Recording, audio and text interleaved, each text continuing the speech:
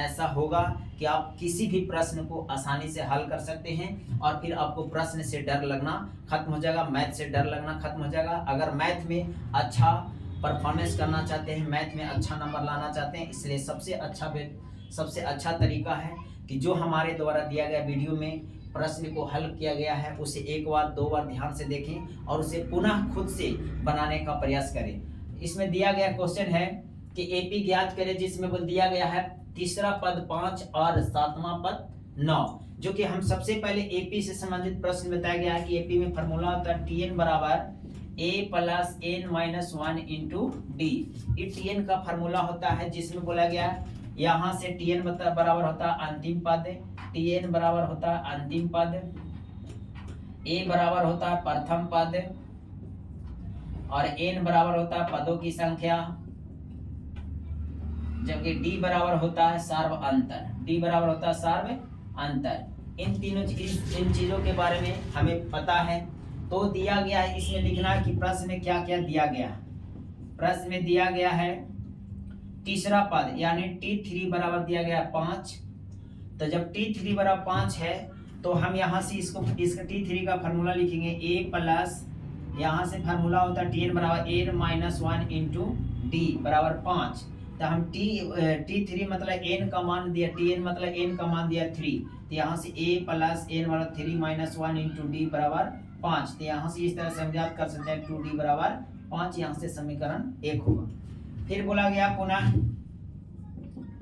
पुनः बोला गया पांचवा पद यानी T5 बराबर दिया गया है सातवां पद, T7 बराबर दिया 9। तो हम डायरेक्ट यहाँ से फार्मूला लिख सकते हैं a प्लस 6d बराबर 9, समीकरण नंबर 2।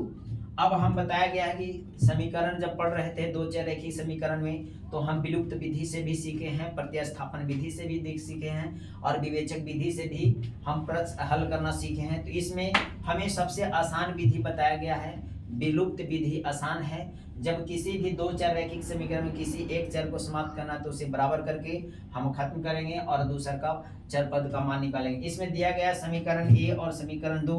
इसमें देखेंगे कि दोनों में कौन सा चर है जो समान है, तो यहाँ भी ए है और यहाँ भी है। तो हम करेंगे समीकरण 1 और 2 को घटाने पर समीकरण 1 माइनस समीकरण 2, तो a प्लस 2d बराबर लिखेंगे 5, यहाँ से a प्लस 6d बराबर 9 और घटाने के लिए बोला गया है तो minus minus minus minus plus cut जाएगा और 2 में से 4 जाएगा तो माइनस 4d, क्योंकि छोटी संख्या में अगर बड़ी संख्या को घटाया जाता है तो हमेशा माइनस आता है। अब 5 में से 9 घटाएंगे तो माइनस 4, यहाँ से माइनस माइनस खत्म हो जाएगा, 4 से काटेंगे तो यहाँ तक d बराबर आ जाएगा 1। अब जब d का मान ज्ञात कर लिए तो हमें प्रथम पद भी ज्ञात कर सकते हैं। तो हम यहाँ से लिखेंगे कि d का मान समीकरण 1 में 1 या 2 में किसी में रखने पर आप प्राप्त कर सकते हैं। a का मान 1 में रखने पर,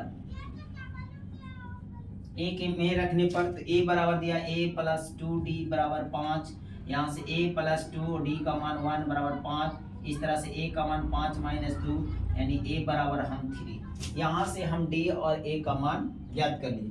अब हमें लिखा है AP ज्ञात करें, तो AP लिखना है, AP लिखना है तो AP में होता है, यहाँ से AP बराबर लिखेंगे a plus d into a plus 2d into a plus 3d। इस तरह से हम AP में लिखते हैं। तो AP में पहला लिखेंगे a बराबर प्राप्त होगा 3, यहाँ से 3 प्लस d बराबर, यहाँ से d का मान 1, इस तरह से यहाँ लिखेंगे 3 प्लस d बराबर 2 गुने 1, तो हम लिख सकते हैं 3, यहाँ 3 और 1 4 और यहाँ 3 और 2 5। तो इस तरह से हमें कल ज्ञात कर सकते हैं कि यह AP में है, 3 और 4 और 5 क्या है AP में।